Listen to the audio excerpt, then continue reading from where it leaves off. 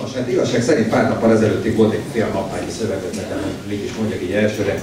Rendkívül tanulságos hatásvadász Lerma szerelemből.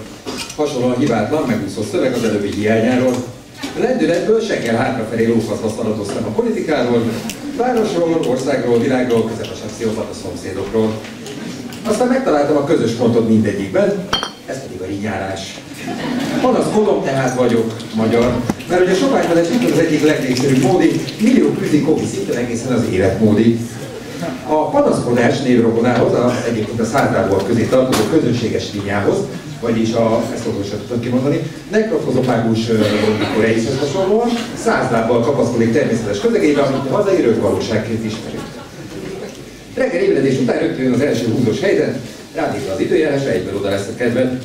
Nyáron herefonyasztó, meleg, télen zergebaszó hideg, a tavasz helytéve, póta egy péntek délután esik. Röviden sopánykod hosszabbra nincs okod, ezen a téren legalább minden évben van pár jó napod. A munkahelyeden sem kell elmondanod kedvenc hobbidról, beosztottad a főnöknél, mószerolni szinte kötelező manapság. Fontos, hogy a fordítottjával csak különösen mazoista egyének próbálkozzanak, friss munkanélküliként a kesek is egészen új szintjén kell helytállni. Hazatérve már csak rutinszerűen maradszod, hogy tényen, hogy a posta a mai csomagod is megtaposta. A foteledbe hullva, aztán végre belecsaphatsz a lecsóba. Hűtársad pedig sérelmegy kifejezésében a social media. Odaillő YouTube zene a nő miatt, aki elhagyott. Majd egy másik a lány miatt, aki esélyt sem adott, arra, hogy egyszer elhagyhasson. Abból szája a nagybetűvel ordít azt a politikán, két hazaárulódás között, meg anyázol egyet a BKV oldalán.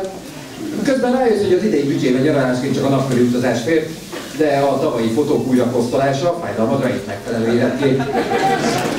Mire beleharapsz a hóvégi felvágott a zsebre vacsorádban, talán már magad is elhiszed, minden sérelmed jogos. Az ágyba kuporodva, kliséket morogva az esti televíziós szegről végképp elhiszed, bizony te vagy a világ legszerencsétlenebje. Ez a könnyű út. Hiszen panaszaink súlya és mennyisége lazán megideologizálja a többségük megoldását akadályozó bénultságunkat, barátaink, ismerőseink mély egyetértése pedig végképp tudatos önsajnálatba hajszolta azokat, akik erre fogékonyak. Fun fact, ezzel a másik ős magyar gondolkodásmóddal mindenről más tehet is sikeresen kihatálva aznapra. Végig élhetünk át a napot, ahelyett, hogy jobban bele is gondolnánk, miből fakadnak sírálmaink.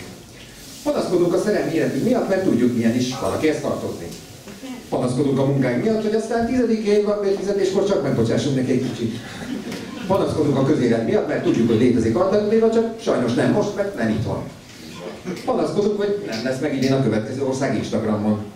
Kesergünk, mert tapasztaltuk, láttuk, ismerjük, lehetne ez másképp is. És a nemzeti rinyapolú zajától talán észre sem veszünk azokat, akiknek igazából járna a sajnálat. Azokat, akiknek ezek egyike másika, vagy akár legrosszabb esetben mindegyike kimaradt az életből. Őket nehéz észrevenni, mert ők nem panaszkodnak.